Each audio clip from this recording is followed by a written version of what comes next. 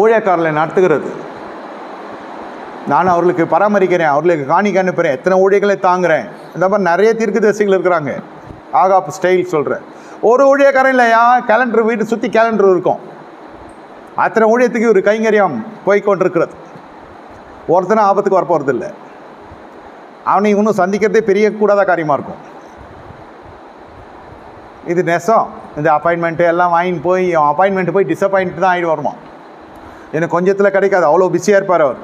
இவர் ரெகுலராக மாதம் அமிச்சுன்னு இருப்பார். எந்த ஊழியத்துக்கு கொடுக்குறீங்களோ அதில் நான் சொல்கிறது பேட்டர்ன் பாருங்கள். ஆகாப்போடைய பேட்டர்ன் 400 தீர்க்கதரிசிகள். ஊரில் இருக்கிற அத்தனை பாஸ்ட்டும் தெரியும். அத்தனை பாஸ்ட்டு எப்படி தெரியும்? அத்தனை பேருக்கு ஒரு கைங்கரியம் மாதம் தசமாங்க தோட்சி எல்லாருக்கும் அமிச்சுன்னு இருப்பாங்க. அப்போ இவங்களுக்கு தேவைப்படுறப்போ அவங்க தொடரில் வரலாம், வராமையும் போகலாம். என்ன நடக்குதுலாம் தெரியாது.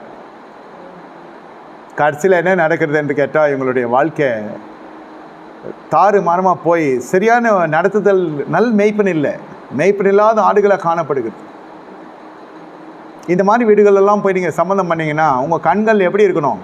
ஆவிக்குரிய கண்கள், மனக்கண்கள் திறக்கப்படணும். முதல்ல அவங்க எந்த ஊழியத்தில் இணைந்து இருக்கிறாங்க, எந்த தலைமைத்துவத்தில் இருக்கிறாங்க, எப்படியெல்லாம் அவங்களோட போதனைகள் இருக்குது, எந்த உபதேசத்தில் இருக்கிறாங்க, எந்த சத்தியத்தில் இருக்கிறாங்க. அவன் டாலர் போட்டிருக்கிறான், அவன் கிறிஸ்மஸ் கொண்டாடுறான், அவன் ஈஸ்டர் கொண்டாடுறான், நியூ இயர் கொண்டாடுறான், அவங்க வீட்டில் சிலுவை தொங்குது, ஸ்டார் தொங்குது, இதெல்லாம் பேசக்கூடாது.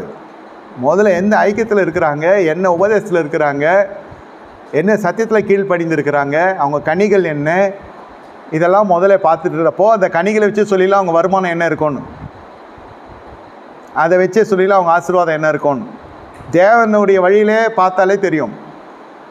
சிலதெல்லாம் அப்படி இருக்காது, பெரிய அரண்மனையாக இருக்கும், வீட்டுக்குள்ளே போனால் சாபமாக இருக்கும், தொடரும் சாபம்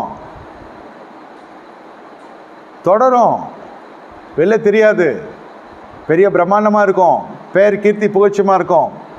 எதனா ஒன்றுனாக்கா அள்ளி கொடுக்குறப்போ கிள்ளி கொடுக்குறவனுக்கு கண்டுக்க மாட்டான், அள்ளி கொடுக்குறவனு தெரியும், அந்த அடையாளமே கொடுக்குறதா இருக்கும். அவ்வளோ கொடுக்குறானே, அவன் ஜீவியம் எப்படி இருக்குன்னு பார்க்கணும். அவன் ஜீவியம் பலவீனமாக இருக்கும், பெண் விஷயமாக இருக்கும், பொன் விஷயமாக இருக்கும், மண் விஷயமாக இருக்கும், பயங்கர பலவீனமாக இருப்பான். அதில் துன்மார்க்கம் தலைவிரிச்சி ஆடும். இதெல்லாம் ஜெயித்த ஒரு குடும்பத்துக்கு நீ பெண் கொடுக்குற பொழுது, ஜெயித்தவனுக்கு பெண் கொடுக்குற பொழுது உங்களுடைய குடும்பம் ஆசீர்வாதமாக இருக்கும். காலேப் அப்படி தான் செஞ்சார். ஜெயித்தவனுக்கு ஏனோக்கிற ஜெயிக்கிறவனுக்கு தான் என் பெண்ணை கொடுப்பேன்னார். ஜெயித்து வரணும். நம்ம போல் இருக்கிற குடும்பம் தான் ஜெயித்து வந்திருக்கா. ஜெயிக்கிறதுக்கு முன்னே எப்படி இருந்துச்சு? பக்தியாக இருக்கும். ஜெயித்த பிறகு எப்படி இருக்கும்? ஹோலியாக இருந்ததெல்லாம் ஜாலியாக இருக்கும். அதான் பயபக்தி, தேவ பயமற்ற வாழ்க்கை வாழ்வாங்க. சாட்சி அந்த காலத்தில் கர்த்தர் கேன்சர் சரி பண்ணாருன்னுவாங்க. இப்போது இவனே கேன்சர் ஆகிருப்பான் எல்லாருக்கும்.